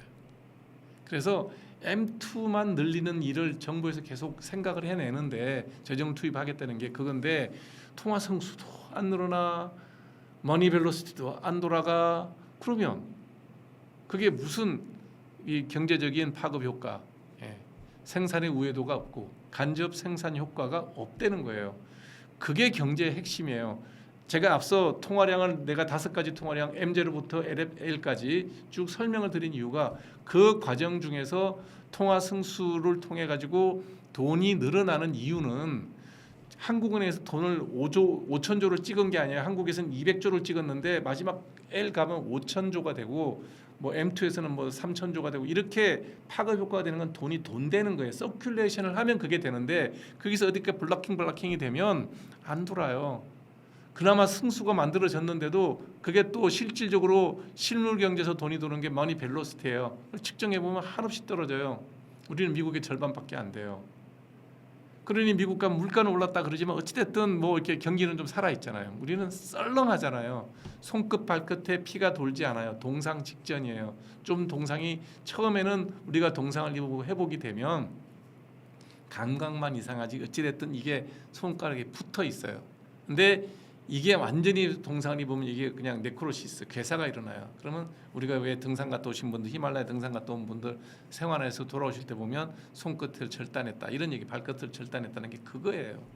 괴사가 일어나 버리는 거죠.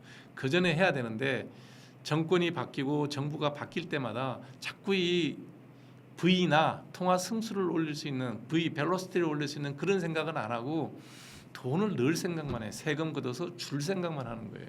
그래 갖고는 안 된다는 거예요. 다음. 자, 이게 이제 지난 문재인 정부 때부터 시작해서 2002년 윤석열 정부가 들어설 때까지 그 5년치를 한번 통계를 뽑아봤는데 문재인 정부 때 했던 게 뭐냐면 소득 주도 성장이라서 소득을 늘리면 성장이 된다. 이게 이제 꼬리가 머리를 흔드는 정책인데 그게 저는 그 얘기를 선거 전에 들었던 얘기예요. 누가 이제 문재인 캠프에 있는 사람이 소득 주도 성장을 해야 된다. 그래서 소득을 늘려주기 위해서 재정을 투입해야 된다. 직접 돈 주겠다는 얘기죠. 그래서 돈을 주게 되면 그 사람들이 그 돈을 써서 성장을 내수 경기를 살린다라는 얘기를 했어요. 정말 꼬리가 머리를 흔드는 일이죠. 마차 앞에 말이 있는 게 아니라 말 앞에 마차가 있는데 그 마차를 끌면 말이 움직인다는 얘기와 똑같은 얘기가 되지도 않는 얘기를 했어요. 근데 일반인들이 그 5년의 짧은 시간 동안에 어느 정도 만족할 수 있었던 게 뭐냐면 돈을 워낙 찍어냈기 때문에 그래요. 자, 2017년도가 박근혜 대통령 마지막 임기고 탄핵되고 2017년도 가을부터 아마 문재인 정부가 시작됐을 거예요. 그래서 2018년도부터 돈을 풀기 시작하는데 밑에 통화량 증가율이 경제 성장률 더하기 물가 상승률하고 일치하는 게 가장 인플레이션 없이 적절한 통화량 관리 기법이다는 거는 이거는 고전 경제학에서는 뭐 늘 인정하는 거예요.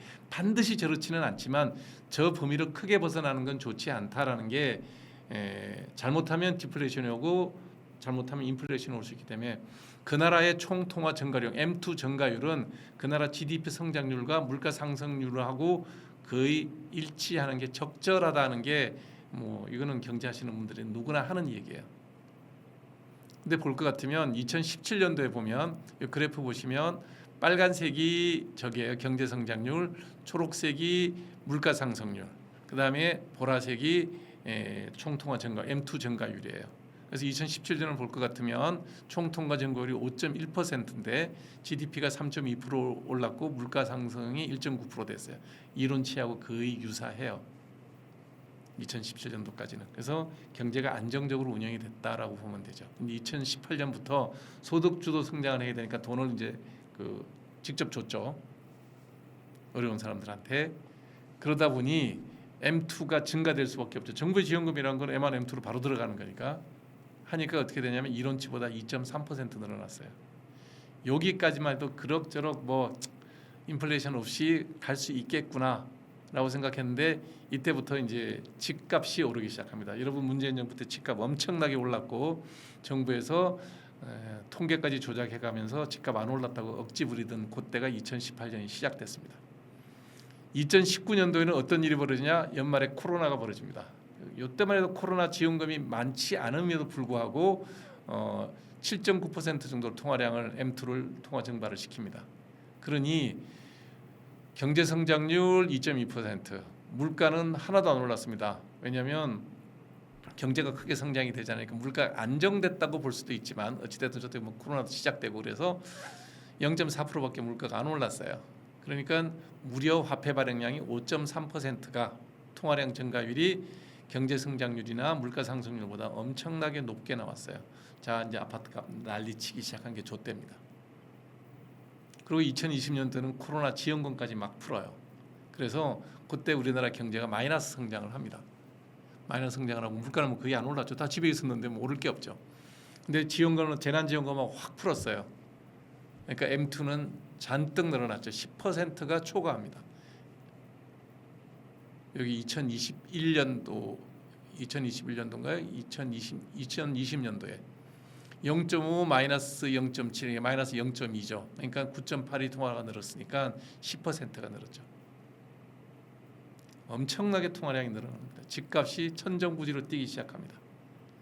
2021년도에는 경제가 그때 반등하죠. 이제 코로나가 풀리고 이제 뭐 일상으로 돌아오기 시작하면서 4.1% 경제 성장률도 있고 당연히 돈도 풀렸으니까 물가도 올랐어요. 그래서 6.6인데 돈은 12.9%가 늘어났어요. 그러니까 물경 이론치보다 2배 이상 많이 푼 거죠. 그러니 뭐 집값이 오르는 건 당연하죠. 2022년도가 이제 문재인 대통령 임기 마지막입니다. 그때 5월 달인가 윤석열 대통령이 뭐 취임하고 그 즈음이에요. 그래서 후반부에 통화량이 그렇게 늘질 않았어요. 왜냐하면 그때 이제 윤석열 정부 들면서 재정 안정을 얘기했죠. 뒤에 나중에 또 한국은행 도표 보여드릴 텐데 재정 안정을 얘기하면서 돈은 덜 풀었죠. 그래서 이론치보다 물가 상승률이 5%나 됐죠. 그거는 2020년, 2021년도에 돈을 저렇게 찍었으니 2022년도에는 경제 성장률보다 월등히 높은 물가 상승률이 보인 거죠. 저때 뭐 미국도 매한가지고 코로나 여파이긴 하지만 어찌 됐든 그런 일이 벌어진 거예요. 그게 전부 아파트 값이 또 다시 다 증가가 됐죠. 그래서 돈을 많이 공급하는 일은 굉장히 위험한 일이다. 그 돈이 그나마 경제 성장을 위한, 예를 들면 뭐 박정희 대통령 때 했던 중화권을 육성하기 위해서 뭐 화폐를 발행하고 인플레이션이 생겼다. 그거는 그 당시에는 인플레이션이 생겼지만 지금도 우리가 먹고 사는 모든 그 산업 영역이 박정희 대통령 중화권 때 했던 그 업종들로 먹고 살아요. 지금은 화학 업종이 중국에 밀리고 사우디에 밀려가지고 이제 많이 어려워졌지만 화학 업종은 자 현대조선, 대우조선, 지금 대우조선이 하나조선으로 바뀌었죠. 삼성중공업. 아직 조선업계는 전 세계적으로 우리가 경쟁력 갖고 있죠. 그 다음에 자동차, 현대자동차 잘 되죠. 그 다음에 제강, 제철, 포항제철, 현대제철 뭐 다 잘 돼요. 예. 그거 다 언제 했냐? 그때. 요거도 먹으면서 박정희 대통령 때 중화공업에다가 돈을 그때 M2를 그때도 많이 증가시켜서 어디다 돈을 집어넣냐면 그 공장 짓는 데 집어넣었어요. 그 덕에 재벌도 생겨서 그 재벌 3세도 떵떵거리고 사는데 그건 또 문제가 있지만 하여튼 어찌됐든 그런 기업들이 만들어져서 그때 우리가 인플레이션을 굽고 고생했던 게 후대가 이렇게 2대 3대가 지나도 2025년까지 우리가 그 업종의 경쟁력을 갖고 있어요. 근데 지금은 M2가 증가돼서 어디로 가요? 그냥 국민 개개인 손에다가 집어넣어 버려요. 그러면 그게 화폐 유통에도 도움이 되지 않고 한 뭐 반바퀴도 안 돌고 전부 다 예를 들면 뭐 롯데백화점 가서 물건 샀다. 그럼 롯데그룹에 돈 들어가서 그대로 그냥 자산으로 넘어가 버리죠. 왜냐면 그룹도 투자를 안 하니까. 그래서 부의를 높일 수 있는 고민을 정부가 하지 않으면 이 늘어난 돈이 결코 피로써 순환되는 역할을 못한다는 얘기입니다. 그 뒤에 데이터는 제가 다 찾지를 못해갖고 옛날 데이터만 갖고 왔어요. 다음. 자, 이런 일이 우리 인체에서도 똑같은 일이 벌어집니다. 그러니까 뭐 인간에서 생기는 질병의 현상이나 사회 병리 현상이나 매칭시키면요, 아까 제가 동상을 예를 들었는데 이건 내과병이거든요. 다 연결돼요. 그래서 의사들 중에 사회적인 문제에 관심 있는 사람들은 보면 비슷해. 예를 들어서 대통령실과 국회가 잘못하면 뇌에 병든 거예요. 기업이 잘 안 돌아가면 간하고 심장이 안 좋은 거랑 똑같아요. 나타나는 현상도 비슷해요. 병원이나 사법부가 잘못되면 콩팥에 병 생긴 거랑 비슷해요. 현상도 비슷합니다. 왜냐하면 그 기능이 그 기능하고 똑같아요. 자, 오늘은 그 중에서 혈액을 만들어내는 그 조혈기관의 고장으로 인해서 생기는 적혈구 과다증. 그러니까 에리스로가 적혈구라는 뜻, 에리스로사이트가 적혈구를 얘기해요. 그 에리스로사이트가 많이 만들어지는 거야. 필요 없이 지나치게. 없으면 빈혈이에요. 많으면 이병이에요. 그래서 적혈구 과다증이 우리나라의 화폐 발행량이 늘어난 거하고 아주 유사하기 때문에 또 어려운 의학 공부도 오늘 같이 좀 해볼게요. 뭐 어차피 주말이고 그러니까 여러분들 들어놓으시면 도움이 될 겁니다.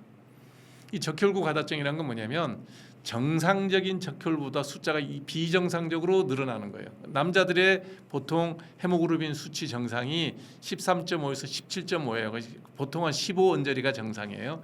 여자들은 한 13, 14 언저리가 정상이에요. 근데 그게 17, 15 이렇게 넘어가 버리는 거예요. 헤마토크릿이라는 것도 남자들은 대개 40, 50, 여자들은 30대 후반에서 40대 중반이에요. 그러니까 보통 45, 40 이렇게 볼 거면 되는데 남자가 60이 넘어가고 여자가 55가 넘어가면 이게 적혈구 과다증이라고 하는 내과적 혈액학적인 질병입니다. 이게 왜 생기냐? 한번 볼까요? 다음. 원인은 뭐냐면 내 몸속에 1차적으로 있으면 그게 이제 그 원인 중에 1차성, 내 몸의 조혈 기관의 문제로 생기는 거예요. 우리가 이제 본메로 골수에서 이제 적혈구를 만드는데 그 본메로의 이상으로 인해 가지고 진성 적혈구 증가증이 생기는 겁니다. 영어로는 폴리사이세미아 베라라고 얘기하는 그런 병인데 그냥 골수에서 비정상적으로 그냥 적혈구를 많이 만드는 거예요. 그다음에 2차적으로 몸에 다른 병이 있어서 적혈구가 증가되는 2차성 병이 있는데 대표적인 게 뭐냐면 내가 폐 기능이 나빠져서 적혈구가 하는 일이 폐에서 산소를 갖고 와서 우리 신체 기관에다가 산소를 공급해 주는 게 적혈구가 하는 일이잖아요. 근데 담배를 많이 피거나 COPD가 있거나 그래서 폐 기능이 떨어지면 산소를 아예 받아들이지를 못해요. 그러니까 산소가 정상인보다 반밖에 안 들어와. 그럼 적혈구가 많아져서 적게 들어오는 산소를 다 받아가지고 전달하게 되면 적혈구가 많아져요.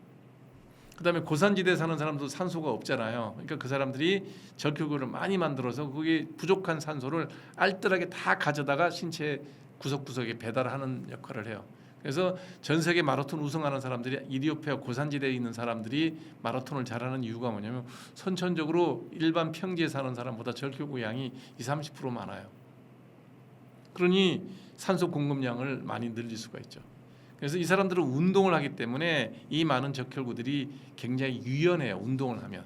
그다음에 운동을 하면 HDL이 많아져 가지고 피떡이 안 생기는 역할도 해요. 근데 이 사람들이 운동을 안 하잖아요.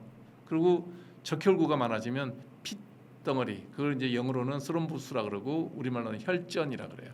그게 만들어져요. 혈전이 만들어지면 어떻게 돼요? 피가 막히는 거예요. 아까 M2 돈의 화폐량이 많아지고 돌지를 않으면 구석구석에서 자산 거품을 만든다고 얘기하는 거하고 똑같은 현상입니다. 그 다음에 드물게 뭐 콩팥에 암이 있거나 뭐 이런 그런 경우에도 이런 2차적으로 적혈구가 늘어날 수도 있고요. 콩팥에 병이 있어도 이런 적혈구 과다증이 생길 수가 있어요. 그래서 우리가 혈액 검사를 했는데 피에서 이게 많이 나오면 그 적혈구가 많이 나오면 이런 원인들을 찾아요. 다음. 그래서 이게 적혈구가 늘어나면 나타나는 증상이 뭐냐 그러면 혈전이 생기는 게 제일 큰 문제예요. 그래서 혈관이 막혀버리는 거예요. 그리고 그 혈관 막히는 위치가 귀 쪽이면 어지럽고 머리 쪽이면 두통도 생기고 눈에 있는 혈관이 막히면 시력이 떨어지죠. 그러니까 결론적으로 어디 가서 막히는 데 따라서 다 나타나는데 잘 나타나는 데가 이 두경부예요.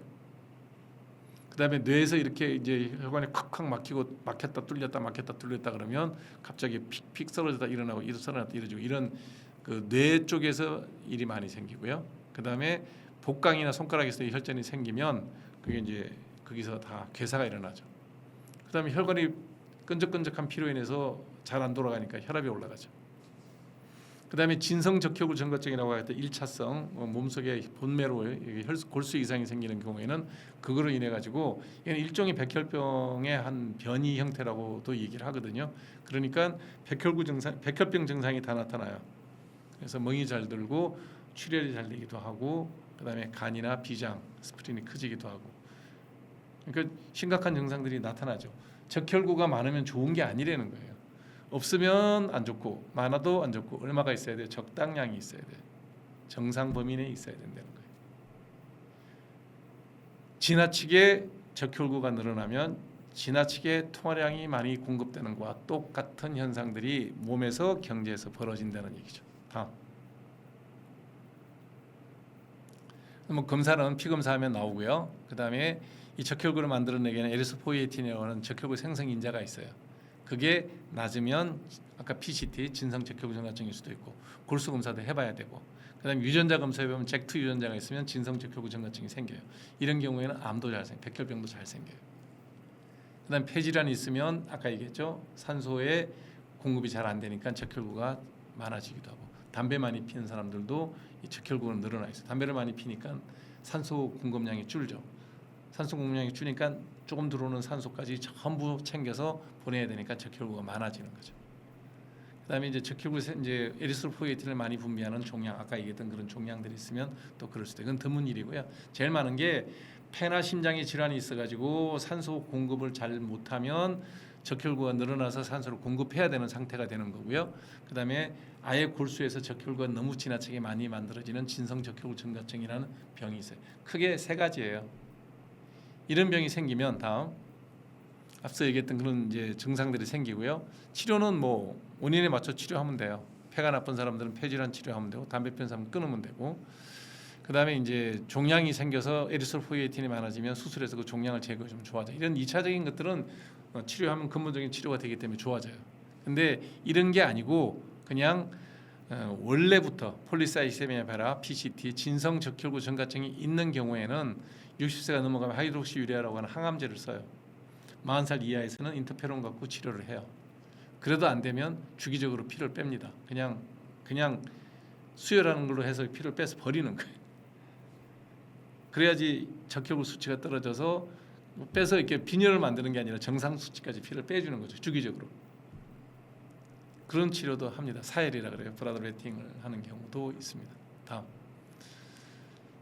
예. 그래서 자세히 여러분 들어보시면 내가 두 가지 전혀 상반 요것 하나 더 해야겠네. 예. 이제 그 PCT가 생겼을 때 합병증으로 아까 폴리사이세미아 베라가 있는 경우에는 보고자에 따라 다르지만 한 1.5%에서 24%까지 백혈병, 급성 백혈병이 생기는 경우도 있습니다. 네.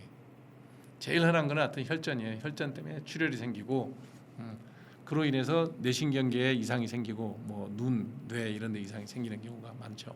그래서 많아도 안 된다는 거예요. 많다고 다 좋은 게 아니라는 거죠. 예.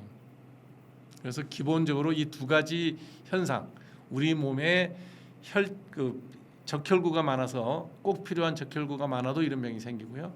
경제에서 꼭 필요한 돈이 지나치게 경제 규모, 실물 경제보다도 너무 많은 화폐량이 공급이 되면 아까 말씀드렸던 통화의 유통 속도, 머니 벨로시티도 떨어지고 통화 성수, 머니 멀티플라이어도 떨어지고 그러면 의도와는 달리 돈이 그냥 어디에 가서 그냥 자산으로 묶여버리고 빈부격차는 더 심해지죠. 왜냐하면 자산 차이라는 거는 뭐 빈부격차를 크게 하는 요인이 되죠. 이 문제가 뭐 어느 정부의 짧게 한두 정부가 잘못해서 그런 게 아니라 전 세계 경제 구조적인 문제가 있는데 그 문제를 해결하기 위해서 통화량을 또 공급하는 것은 당장 돈을 받을 때는 기분이 좋지만 그러다 보면 이런 문제들을 더 악화시킬 수 있다.